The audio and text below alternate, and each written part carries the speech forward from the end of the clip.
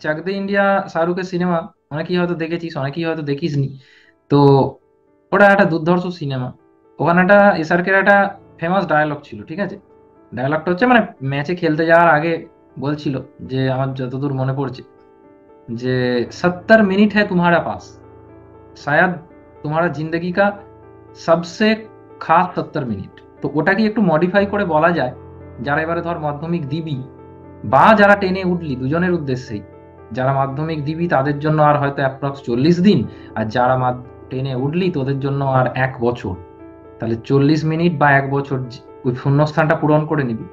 এরকম ডায়লগটা এরকম হয়ে যাবে যে 40 दिन है तुम्हारा पास, শায়দ তোমারা জিন্দগি কা সবসে খাস 40 দিন। এই 40 দিন বা এই 1 বছর তুই কিভাবে ইউজ করবি, সেটা ডিসাইড করে দেবে তোর আগামী জীবনটা। তুই হতে পারে তুই মানে গল্প টল্প করে বিভিন্ন ভাবে টাইমটাকে স্পেন্ড করে দিলি। দেখ একটা জিনিস জানিস তো, মানে আমরা অনেকে বলি না, মানে দেখবি অনেক লোককে বলতে শুনে যে আচ্ছা হ্যাঁ আমার না পয়সা কড়ি নেই, এই অমুক লোক খুব বড় লোক, অমুক লোক ওরকম যদি আমি হতে পারতাম, এইরকম ভাবনা চিন্তা আমাদের কম বেশি বহু মানুষের মধ্যে থাকে। কিন্তু একটা পৃথিবীতে জিনিস পৃথিবী আমাদের দিয়েছে, যেটা কিন্তু কারুর না বেশি আছে কারুর না কম আছে, that is time. That is time. তোর কাছেও আছে 24 ঘন্টা। আজকে যে পৃথিবীর ওয়ান অফ দা মোস্ট মানে ফেমাস বিলিয়নিয়ার মুকেশ আম্বানিরও কাছে থাকে 24 ঘন্টাই, তার কাছে কিন্তু একদিনে 48 ঘন্টা থাকে না। তোর কাছেও থাকে 24 ঘন্টা, তার কাছেও থাকে 24 ঘন্টা। তাহলে কেন এই ডিফারেন্সটা হয়? অন্যান্য আনুষঙ্গিক ফ্যাক্টরকে আমি যদি একটু বাদ রাখি, তার কারণ হচ্ছে মেন যে কারণটা, সেটা হচ্ছে আমরা সময়কে ইউটিলাইজ করতে পারি না। সময়টাকে ইউটিলাইজ করতে পারি না। তুই কোন একটা বন্ধু টং করে একটা তোর মেসেজ ভেসে উঠলো হোয়াটসঅ্যাপে, ঠিক আছে, সেইটাকে নিয়ে তুই একবার না ঠিক আছে কি একটা মেসেজ করেছে একটু দেখে নিতে, ওই যে দেখলি তখন এই করতে করতে আরো 4টে মেসেজ ঢুকলো, আরো 5টা মেসেজ ঢুকলো, দিয়ে দেখলি হঠাৎ করে দেখবি কোথা থেকে 2-2.5 ঘন্টা কেটে তোর চলে গেল। অথচ ওই 2-2.5 ঘন্টায় তুই হয়তো অনেক কিছু করতে পারতিস। তা বলে কি আমি বলছি ফোন ইউজ করবি না, তা সেটা তো নয়। কিন্তু সমস্ত জিনিসেরই একটা লিমিটেশন থাকবে। অন্তত তোরা এই যে বছরটার মধ্যে আছিস, এটাই তোর নিউ ইয়ার রেজলিউশন হওয়ার কথা। আমি দেখবি একটা প্রশ্ন করেছিলাম, এই উত্তরটা এক আধজন দিয়েছে দেখলাম, যে কিন্তু সেইভাবে কেউ দেয়নি সবাই। মানে এমনি হ্যাপি নিউ ইয়ার তোরা অনেকে ইউজ করেছিস, তোদেরকে সবাইকে আবার একবার হ্যাপি নিউ ইয়ার জানাই। কিন্তু আমি তার সাথে আর একটা লেজুর প্রশ্ন করেছিলাম, যে নিউ ইয়ারে তোমাদের রেজলিউশন কি, দু একজন লিখেছে। আহ, কিন্তু এই প্রশ্নটা আমি সেভাবে এক প্রায় পাইনি বললেই কারো কাছ থেকে বলা যায়, যে আমি সময়কে ইউটিলাইজ করতে চাই। দ্যাটস, এর থেকে বড় রিজলিউশন কিছু হয় না। যে যে রেজলিউশনই বলুক না কেন, আমি নিটে র্যাঙ্ক করতে চাই, কেউ কেউ লিখেছে। আমি কেউ কেউ লিখেছে আমি মাধ্যমিকে র্যাঙ্ক করতে চাই, কেউ লিখেছে স্যার আপনার অনেক স্টুডেন্ট তো মাধ্যমিকে র্যাঙ্ক করে, আমিও সেইরকম ভাবে চেষ্টা করছি। ভালো, খুব খুব অ্যাপ্রিসিয়েট করছি আমি উত্তরগুলো। কিন্তু এই উত্তরগুলোর বেসিক ফান্ডাটা একটাই, যদি ভাই তুমি তোমার সময়টাকে সবার থেকে ভালো করে ইউটিলাইজ করো, তাহলে তুমি র্যাঙ্ক কেন, তুমি মানে যা চাইবে তাই পাবে। ঠিক আছে, যা চাইবে তাই পাবে ওইরকম ভাবে। মানে তুই নিজেও জানিস না তোর মধ্যে কতটা পোটেনশিয়াল আছে। তাদের আর হাতে মানে 40 দিন বা অ্যাপ্রক্স এরকম একটা টাইম আছে। এমন একটা তথ্য, যেটা আমার ধারণা, তুই তো অনেক ইউটিউব চ্যানেল অনেক জায়গায় অনেক কিছু দেখেছিস বিজ্ঞান টিজ্ঞান অমুক তমুক নিয়ে। আমি এমন একটা তথ্য এই মুহূর্তে বলতে চলেছি, তোকে আগে কেউ কোনোদিন বলেনি। তোকে আগে কেউ কোনোদিন বলেনি। মিলিয়ে নে আমার কথাটা, যদি ভুল হয় তুই আমাকে লাইভেই বলবি, ফোন মাইক্রোফোনটা অন করে বলবি যে স্যার এটা আমি আগে জানতাম। আমার মনে হচ্ছে তুই জানতিস না। কি কথা,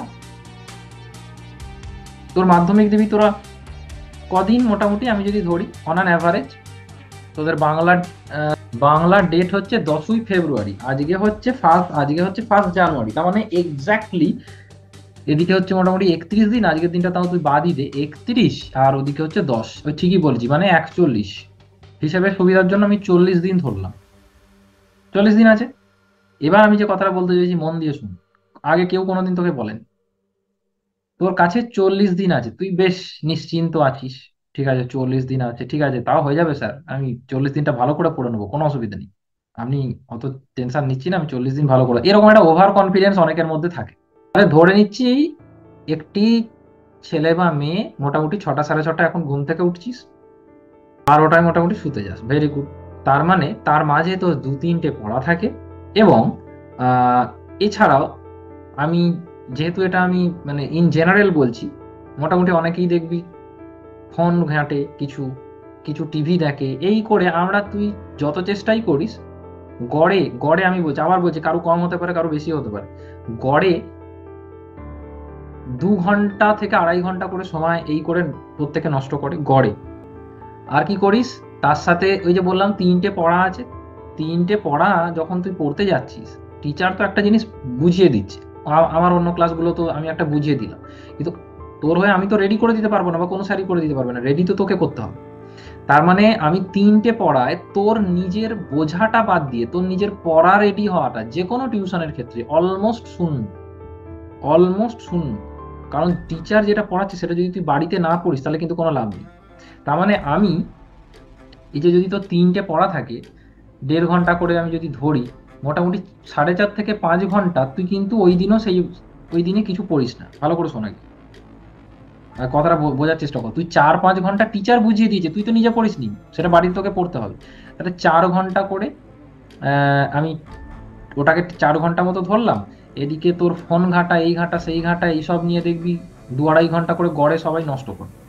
তাহলে এদিকে হলো আমার 6 ঘন্টা বা 6.5 ঘন্টা ঘোরাঘুরি, অমুক তমুক, মানে অনেক, কোনোদিন পিকনিকে যাচ্ছিস, কোনোদিন যেদিন স্কুল থাকে, বিশেষ করে যেদিন স্কুল, মানে এতদিন ধরে যে স্কুল ছিল সেখানে তুই বেশ কয়েক ঘন্টা করে ছিলিস স্কুলে, পড়াটা বাদ দিয়ে আরো অনেক সময় নষ্ট করেছিস। তার মানে গড়ে আমি যদি 7 ঘন্টা নষ্ট করেছি, 7 আওয়ার্স, খুব বেশি বা কম করে যদি বলি, তুই 7 আওয়ার্স পার ডে নষ্ট করেছিস। এবার কি আছে?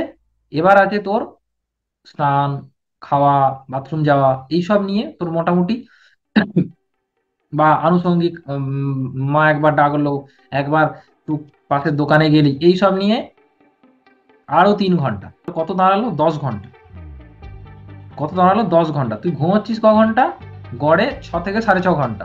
এখন পরীক্ষা এসে গেছে বলে হয়তো একটু কম ঘুমোচ্ছিস, তাও আমি 6.5 বা ওটাকে হিসেবে সুবিধার্থে যদি আমি 6 ঘন্টাই ধরলাম, তাহলে এদিকে 10 আর ওদিকে হচ্ছে 6 ঘন্টা, 16 ঘন্টা।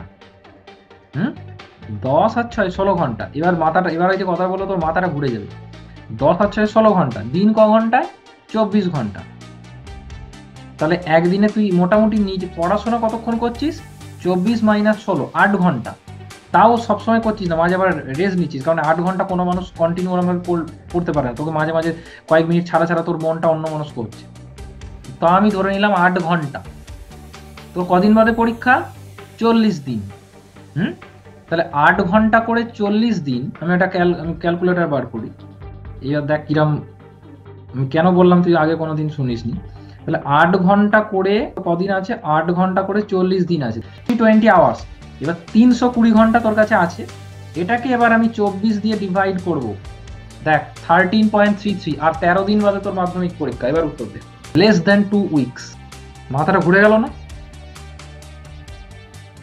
সেম ঘটনাটা যারা মাধ্যমিক দিচ্ছিস, 1 বছর করে লাফাচ্ছিস, নিজেরা নিজেদের এই লাইফস্টাইল নিয়ে একবার ক্যালকুলেশন করে নিবি, দেখবি 1 বছরটা এক চান্সে হয়ে যাবে 6 মাস বা 7 মাস। তাহলে বুঝতে পারছিস আমরা, তুই কোথায় দাঁড়িয়ে আছিস? তোর কাছে 40 দিন নেই, তোর কাছে আর 12 থেকে 13 দিন আছে মাধ্যমিকের আগে। আমার ধারণা এই কথাটা আগে তুই শুনিসনি, কেউ শুনলে বলতে পারিস, কোনো অসুবিধা নেই। না স্যার, আমি জানতাম এইসব পুরনো কথা। তুই অনেক ক্ষেত্রে শুনেছিস যে বেশি দিন আর তোমার নেই, এই কদিন আছে পরীক্ষা। আমি ওইভাবে কথাটা বলিনি, আমি তোকে একটা প্র্যাকটিক্যালি কথা বলেছি, আমি কোনো মন গড়া কথা বলিনি, আমি ক্যালকুলেটার হিসেব করে তোকে দেখিয়ে দিয়েছি। 40 দিন নেই, you only have 12 to 13 days before your exam. আর তোদের এবার তুই ডিসাইড কর যে এই 6.5 মাস, বা তোদের ক্ষেত্রে আর এই 12 দিন বা যাই বলিস না কেন, এটা তুই এবার মাঝে মাঝে একটু ফোন ফোন ঘেঁটে সময় টময় নষ্ট করে কাটাবি, নাকি একদম নিজের বেস্টটাকে দিয়ে দিবি? 5 জানুয়ারি ভুলে যা, 31শে ডিসেম্বর না হয় এমনিই চলে গেছে। এই কদিনে অনেকেই দেখবি তোকে অনেক প্রলোভন দেখাবে, চলো একটু পিকনিক করি, চলো একটু এই করি সেই করি। হ্যাঁ, আমি 320 কে 24 দিয়ে ভাগ করলাম।